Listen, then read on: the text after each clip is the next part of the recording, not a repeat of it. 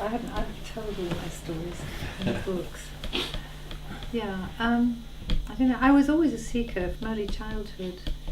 I remember when I was a kid, someone said to me, "What do you want to do when you grow up?" Expecting, marry a rich man, because that's what sort of people were to try and do when I was young. And I said, "I want to find God. I want to give that wisdom of God to others." Of course, they thought I was quite mad. And then I remember when I was a bit older, there's that wonderful thing in the Bible where Lord Jesus gets stuck in the temple, and he has these discussions with the people in the temple, and his family can't find him, and he says, "Wist you not that I must be about my Father's business?" And that also was very much my sort of mantra as a child. I was always seeking, even when I was 10, 12 years old. And I don't know, I think I'm probably about the oldest person in the room here, but I grew up just after the Second World War, and I remember the first things I ever saw in the newspaper were these photos of atom bombs going off, and if you grew up with that being drummed into your head, the fact that we were about to go bang, and we used to have these sort of lectures at school about what to do when the bomb went off. If you were a thinking person, it did something to you, and I think really that was one of the things that caused the whole hippie generation, was we realised something had got to give, something had got to change. And an awful lot of us grew up feeling that way. So I thought I was going to find realisation. I was always looking for self-realisation. I thought I was going to find it at university, so I had a go at philosophy at London University, and luckily my professor was a very sensible man. He said, "You're looking for a philosophy of life, you will never find it at London University. Go and do a degree that doesn't impinge on your seeking." And I remember him actually using that word, seeking. Well, then things went from bad to worse, because unfortunately everybody basically got caught by something, and I got caught by drugs, and I got caught by false gurus. I got caught by the TM, but I realised in about 1978 it was wrong. And by that time I had this place which had actually been an academy where they sort of did all these ghastly things in Scotland, but anyway we kicked these people out. And I was desperately seeking, and went to an astrologer. Not something I'd usually do, but anyway I was pretty desperate at that time. I was a bit like John and his microbiotics and stuff. I was trying everything. I didn't ever try drugs, but anyway, everything else. And this guy was really strange, because he said, "Is there any question you want to ask?" And I said, "Yes, I want to know if I'll ever get my self-realisation in this lifetime." And he looks at the chart. He was the Indian version astrologer, and he says, "Yes, June the 8th next year." So I kind of forgot about that, and then I was reading, like Fergie, I sort of just got all the scriptures out, and went through them one by one, and I was reading the Shri Mataji Devi Bhagavatam, which is the stories of the goddess. And I remember I was saying, at this time I had a £350,000 bankruptcy court case against me, because we'd kicked the TM out and they'd ripped us off big time, and obviously were trying to bankrupt us. It said, and I've never found these words again, "If you say these 3 names of the goddess, help will come within a day."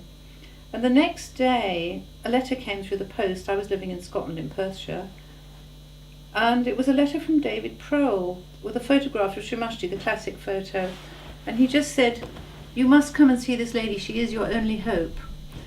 Because he hadn't actually met Mother, but he'd been to a public programme in Caxton Hall, and enclosed a cheque for the train fare, because I know you haven't got any money, which was pretty nice of David, because he was also going through bankruptcy. Bankruptcy seemed to be the sort of name of the game for us at that time.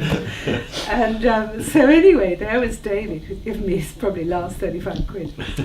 Well, things got interesting after that, because I had to take the train from Rannoch Moor, which was a funny little station on the West Highland line, down to Glasgow, and then I had to change stations, and then I was due to meet Mother do you remember Maria, the Greek lady, in just outside Bedford, and I had to take the train to Birmingham, and then I was going to be taken to her house.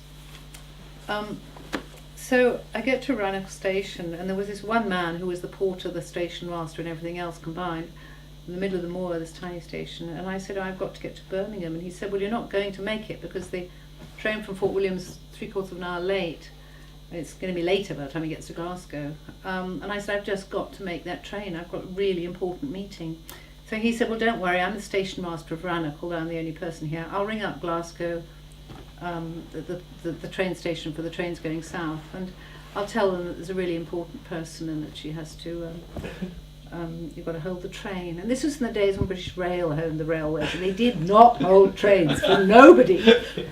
So anyway, I get to Glasgow, and I took a taxi across Glasgow to the other station, and I get to the barrier, and the guy at the ticket collector, he said, "Are you the lady from Rannoch?"